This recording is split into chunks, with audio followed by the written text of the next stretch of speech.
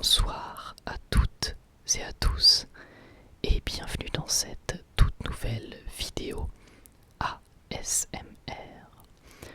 On se retrouve aujourd'hui pour parler du tout nouveau film My Hero Academia World Heroes Mission. Si je ne m'abuse, il me semble qu'il s'appelle comme ça.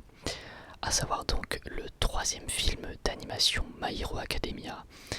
Et eh bien on a de la chance, il est sorti en France dans énormément de salles et bah voilà, ça continue, on va dire la démocratisation des films d'animation au cinéma international, et ça fait vraiment plaisir, d'autant plus que My Hero Academia est une licence en animé, un manga que j'apprécie beaucoup. Donc ça me faisait très plaisir de pouvoir aller le voir au cinéma, puisque bah, j'aime beaucoup en fait aller voir des films d'animation au cinéma. La dernière fois c'était Demon Slayer et c'était vraiment très cool, et la prochaine fois eh bien ce sera le film Jujutsu Kaisen film 0 qui a été annoncé officiellement comme sortant en France. Alors on n'a pas encore de date officielle si je ne m'abuse, mais en tout cas il va sortir et ça fait bien plaisir, puisque eh bien encore une fois, voir des films d'animation au ciné c'est vraiment toujours un plaisir. Enfin bref, du coup je vais vous donner mon avis aujourd'hui sur ce troisième film My Hero Academia, ce que j'en ai pensé. C'est entre guillemets une petite review qui se fera globalement sans spoiler, même si je peux révéler 2-3 trucs, mais pas des événements importants. Mais surtout c'est pas un film où il y a beaucoup de choses à spoiler, puisqu'on est sur un film d'animation à licence tout à fait classique, mais pour autant un film que j'ai vraiment beaucoup apprécié, bien plus que les deux précédents films My Hero Academia. Il est pour moi le meilleur film parmi les trois, juste pour son histoire, parce qu'après au niveau de tout ce qui va être combat, bah, je pense que c'est plutôt personnel. Je pense que on peut tous aimer des combats différents en fonction des films, et puis de toute façon c'est même pareil pour l'histoire. Mais je trouve vraiment que c'est de loin la meilleure histoire des trois films. Donc déjà on est sur un film qui, contrairement à ce qu'on pourrait penser, ne va pas trop s'éparpiller, alors que pourtant on est sur un film World Heroes Mission, donc ça se passe à plusieurs endroits différents dans le monde. Donc on pourrait se dire voilà, on va un petit peu s'éparpiller, on va un petit peu aller voir tous les héros dans le monde, et c'est le cas. On va effectivement voir les autres héros dans le monde, mais au final c'est vraiment très succinct, c'est assez bref, et c'est pas vraiment le plus important, c'est même pas très important honnêtement. Et bah écoutez, je trouve que c'est une bonne chose, parce que tout simplement, lorsque vous vous concentrez sur un nombre de personnages qui est assez restreint, et bien vous allez pouvoir plus les développer, ou en tout cas développer par exemple une relation. Ça va avoir d'autant plus d'importance. C'est mieux de ne pas s'éparpiller, d'autant plus que les personnages dans le monde, on va dire autre que les personnages d'Izuku, etc., tout ce qui est Ochako, Tsuyu, Denki et Ichiro, on les connaît déjà, donc on n'a pas spécialement besoin d'avoir des scènes avec eux. Voilà, il y en a eu dans les autres films et c'était cool, mais je trouve ça bien qu'on se concentre ici principalement sur Izuku et sur le nouveau personnage qui est donc Rodi. Voilà, Rodi, le nouveau personnage, et bah, c'est franchement un excellent personnage. En tout cas j'ai beaucoup aimé son histoire et même sa personnalité. Mais j'ai envie de vous dire que dans My Hero Academia il y a quand même pas mal de trucs qui sont assez clichés. Je n'utilise pas le mot cliché dans un sens péjoratif. Je pense que c'est aussi une bonne chose d'avoir des choses certes simples mais bien racontées, bien faites. Et là on est sur le coup du grand frère qui doit protéger ses petits frères et sœurs. Ça n'a rien de révolutionnaire, mais c'est bien fait et on se prend très facilement à son histoire, à son passé, et au final au niveau de sa personnalité, eh bien c'est un personnage qui est assez marrant, assez fougueux, et globalement ça en fait un personnage qui, je trouve, est très attachant, et sa relation avec Izuku marche très très bien.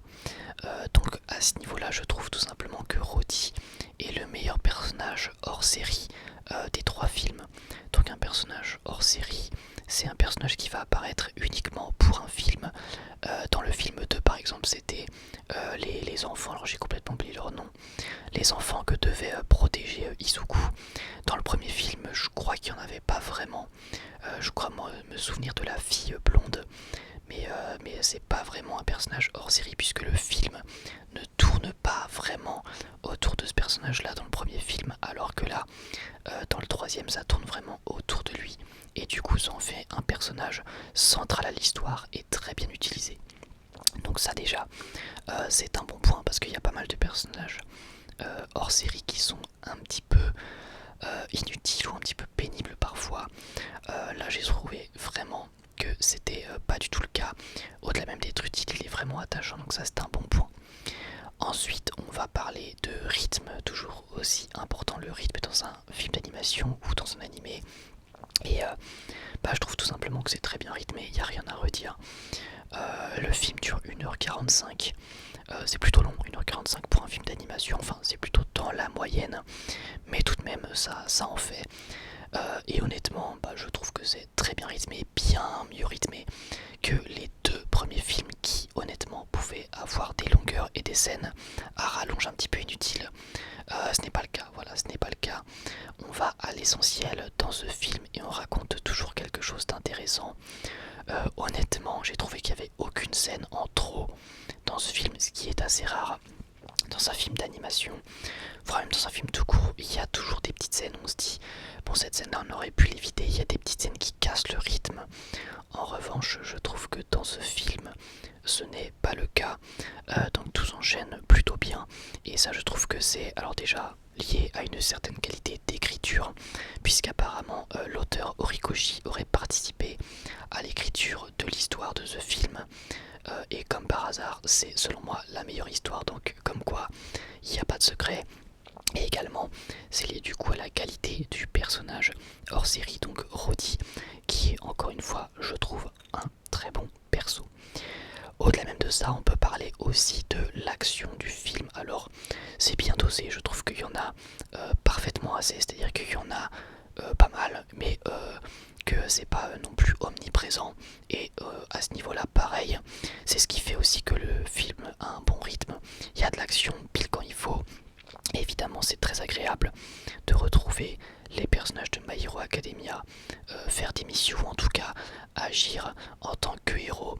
C'est toujours des scènes très très agréables à regarder, et en l'occurrence on en a pas mal, donc de ce côté là on est plutôt bien servi. En revanche, je me dois d'apporter une nuance, puisque vous le savez, sur cette chaîne je dis tout ce que je pense et j'essaye d'être objectif avec moi-même et avec vous. Et je ne suis pas un aveugle fanboy, même si j'aime beaucoup My Hero Academia. Je pense tout de même que dans ce film il y a des choses qui évidemment ne sont pas parfaites, mais ça c'est tout à fait normal. Et ça ne veut pas dire que je n'ai pas aimé le film, mais il est vrai que dans certaines scènes d'action, on sent qu'il y a une espèce de contradiction. C'est-à-dire qu'on a beaucoup de mouvements, beaucoup de courses, beaucoup de mouvements aériens. Et donc ça c'est très très cool, parce que du coup ça nous permet d'avoir des scènes de voltige notamment qui sont vraiment super agréables. En revanche, pour tout ce qui est décor lors de ces scènes qui vont très vite, eh bien ça paraît parfois un petit peu bâclé, voire même pas fini du tout. Bien évidemment, je vais m'expliquer sur ce point. Il y a une scène particulièrement en fait qui m'a marqué vis-à-vis de ça. Enfin deux. Il y a une première scène au début du film où Rodi va fuir dans la ville. Il va faire un peu de parcours. Et en fait la scène de parcours elle est vachement cool parce que voilà, les mouvements sont plutôt appréciables. C'est toujours cool de voir du parcours en animation. Et la scène passe bien. Ces mouvements sont plutôt fluides, sont plutôt bien chorégraphiés. De toute façon les chorégraphies sont vraiment très très cool de combat, etc. Et donc c'est vraiment agréable de suivre, la caméra va suivre le personnage, etc. Le problème, c'est que si tu commences à regarder le décor, c'est super lisse et c'est super pas détaillé en fait. C'est vraiment très très peu détaillé, et ça m'a un petit peu fait bizarre dès le début. Je me suis dit waouh, c'est assez chelou parce que il y a beaucoup de points apportés au parcours, mais au final assez peu au décor. Alors je sais, vous allez peut-être me dire, c'est normal quand ça va vite, quand un personnage va très vite, quand il y a beaucoup de mouvements, c'est normal d'apporter moins de soins, moins de qualité au décor puisque l'image va vite, il y a énormément de frames. Et je suis complètement d'accord. Mais pour autant, si à l'œil nu ça fait un peu bizarre, c'est qu'il y a eu une erreur quelque part. Alors, je peux encore une fois concevoir que le décor soit moins beau, passe beaucoup plus vite lorsqu'il y a du mouvement. C'est juste logique, il faut bien créer un effet de mouvement. Mais là, ça faisait un petit peu bizarre, mais passe encore. C'était pas non plus choquant cette scène-là, honnêtement. Mais il y a une deuxième scène où là, c'est dans un espèce de ravin. Et là, pour le coup, c'est quand il y a Shoto qui arrive avec Bakugo. Et en fait, là pareil, c'est une scène de voltige, c'est-à-dire qu'on va vraiment suivre les personnages se balancer dans les airs.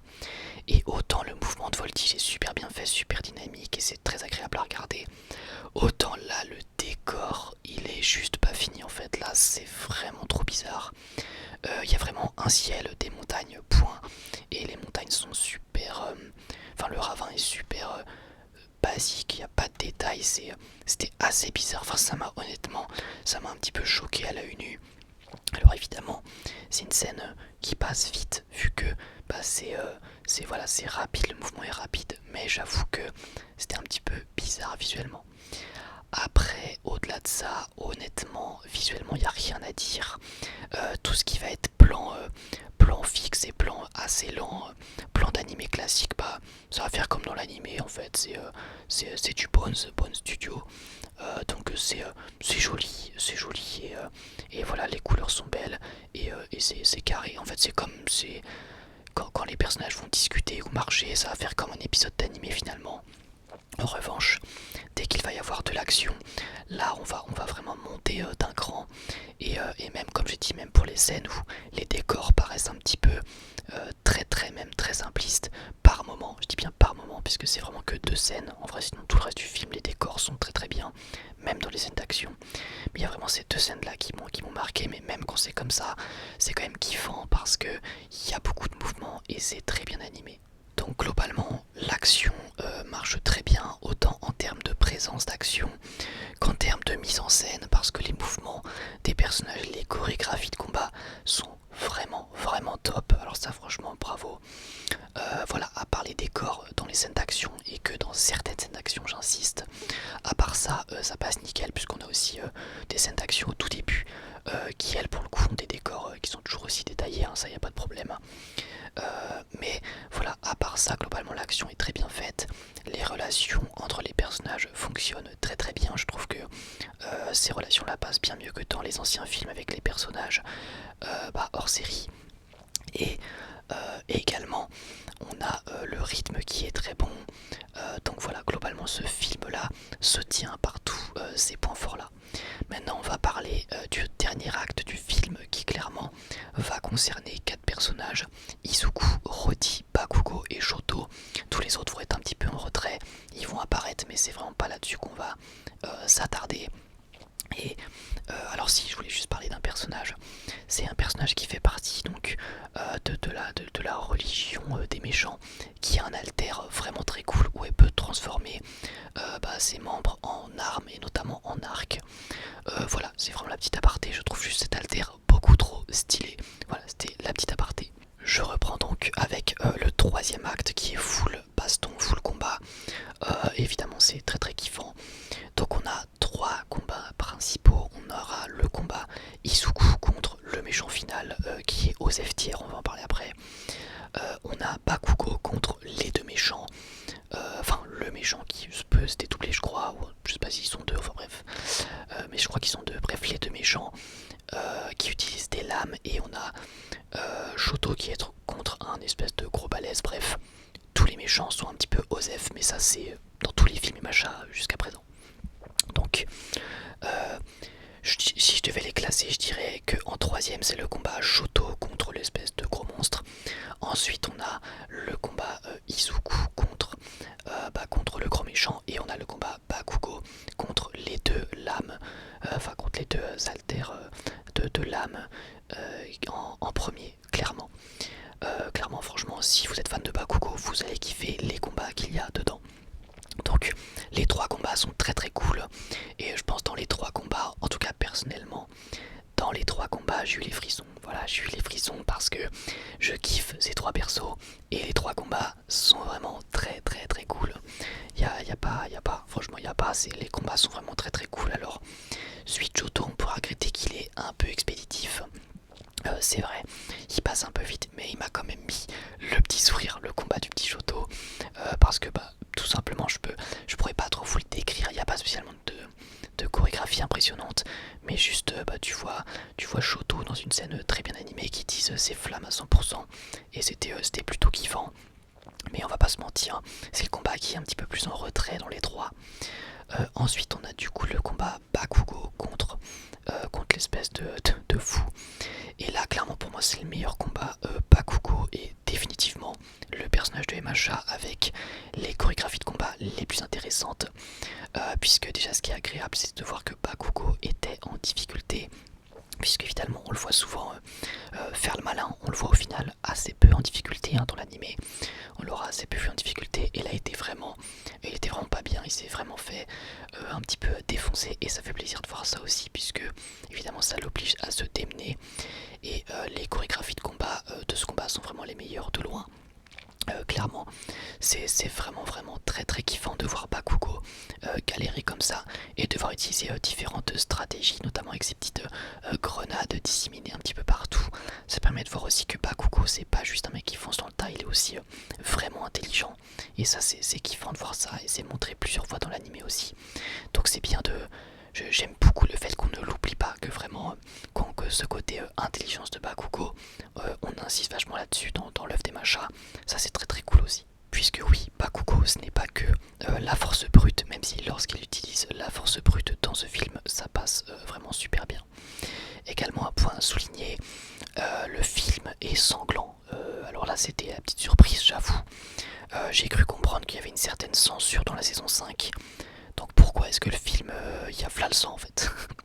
Alors moi, j'ai toujours été pour apporter un petit peu de sang et de blessure dans les animés, puisque alors je trouve tout simplement que ça rajoute du réalisme et de la cohérence, parce que je suis désolé, au bout d'un moment c'est des héros, les mecs qui se battent tous les jours, ils se prennent des attaques de fou dans la tête. Au bout d'un moment il faut que... Enfin, moi si tu montres pas un minimum de sang ou juste de blessure, on va avoir un petit peu du mal à croire à ce qu'on nous montre, et c'est très très important dans une œuvre qu'on puisse croire à ce qu'on nous montre. C'est pour ça que de manière générale, et je pense que je suis vraiment pas le seul, j'aime pas la censure. Et là il y en a vraiment pas, donc c'est cool, parce qu'encore une fois ça rajoute un petit côté, ça rajoute un côté plus palpable et plus réaliste à l'œuvre. Et puis en plus c'est quand même, voilà, ça permet de créer des scènes assez épiques. C'est une violence qui est graphique, ce qui permet de comprendre très facilement que le personnage galère et est à bout de force. C'est aussi simple que ça, mais il faut savoir que tout ce qui est visuel, tout ce qui va être voilà, j'ai envie de vous dire presque élément déclencheur visuel tel que le sang, c'est assez important. Donc ça pour le coup j'étais plutôt agréablement surpris. Et ensuite on va parler du coup, enfin je vais juste conclure sur le combat de Bakugo du coup, qui termine vraiment complètement torse nu avec un œil imbibé de sang. Bref, il termine vraiment mal en point, mais au-delà même d'être très très stylé, et bien le combat de manière générale est pour moi le plus réussi en termes de chorégraphie, et visuellement c'était assez impressionnant et très très kiffant. Donc voilà, à titre personnel j'aime beaucoup Bakugo, et ça fait plaisir. Du coup voilà, enfin on va parler du combat Izuku contre le méchant final, qui lui va repousser les attaques. Et alors c'est un combat très très très très shonen, très cliché. Voilà, c'est un mec qui peut repousser les attaques, et Izuku, qu'est-ce qu'il va faire? Il va juste attaquer et attaquer et attaquer sans relâche, puisque s'il y a bien un personnage qui n'abandonne jamais et qui continue d'attaquer en boucle, c'est bien Izuku. C'est très beau, le combat est très beau. Visuellement ça envoie, ça en jette. C'est très dynamique, c'était presque trop, à la fin j'ai vraiment mal au crâne. Mais globalement c'est très très joli, et lorsque Izuku à la fin active le One for All à 100% et qu'il y a Yusei Run qui se lance, n'importe quel fan de MHA a les frissons, clairement. Quand tu le vois faire toute sa série de coups de poing hyper rapide. Quand tu le vois enchaîner son combo, puis terminer avec un smash. Bon bah évidemment avec la musique en fond, c'est j'ai presque envie de dire que c'est trop facile, voilà, c'est trop facile de nous mettre les frissons. Comment voulez-vous qu'on n'ait pas les frissons avec une scène comme ça? C'est trop facile. Vous nous mettez You Say Run à toutes les sauces, mais j'ai envie de vous dire ils ont raison, ils ont raison. You Say Run, mais quel OST de fou furieux. Franchement, on peut le dire maintenant avec les années, c'est quand même une OST culte hein, du monde de l'animation. You Say Run, c'est vraiment une OST culte. Et l'entendre au cinéma avec le son Dolby Atmos, franchement c'est kiffant. Franchement, c'était vraiment cool. Et oui, bien sûr, j'ai les frissons. Évidemment, j'ai les frissons. Donc voilà, on va conclure en parlant des méchants. Franchement, on s'en fout complet des méchants. J'aime bien l'idée de base. Le truc, c'est que le coup du moi je suis un anti-alter, on veut enlever les alters du monde, on veut voler les alters. Je sais pas vous, hein, mais j'ai l'impression d'avoir vu ça 30 fois.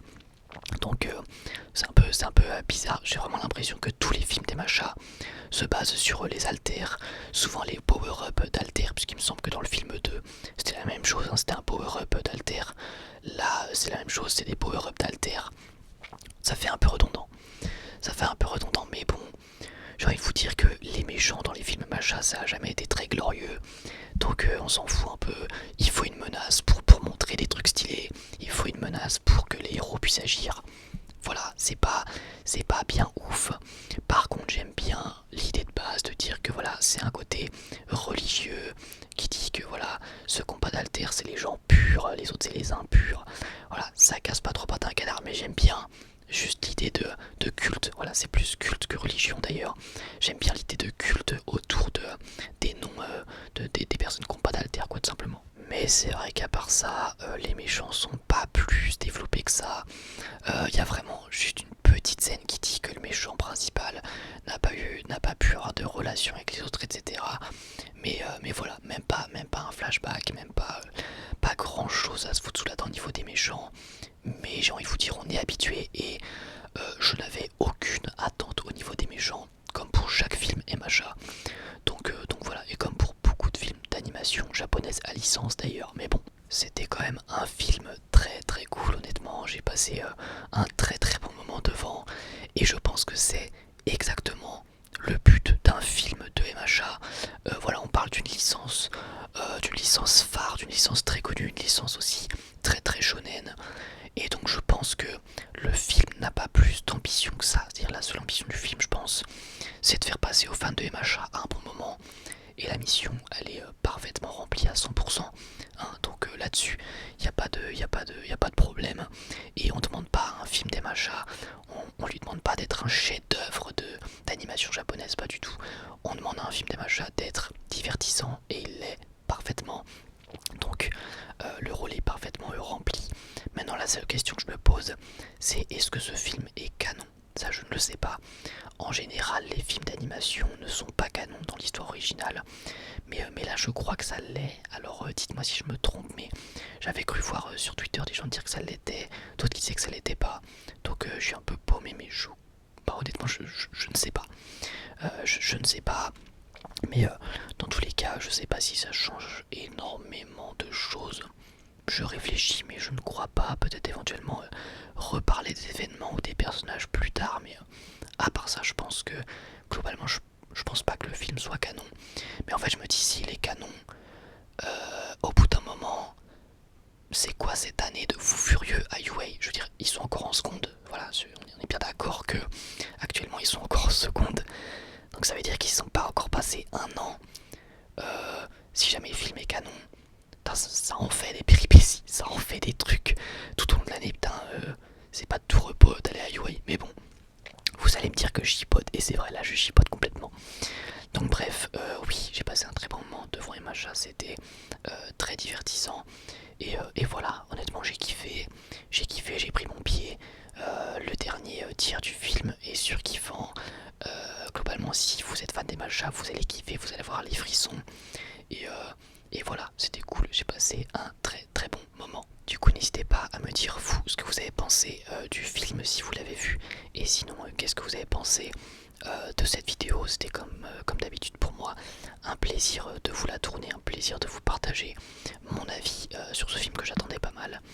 Et puis voilà, la suite ce sera Jujutsu Kaisen, qui est un film que j'attends encore plus. J'ai beaucoup d'attentes pour ce film, donc j'espère que je ne serai pas déçu.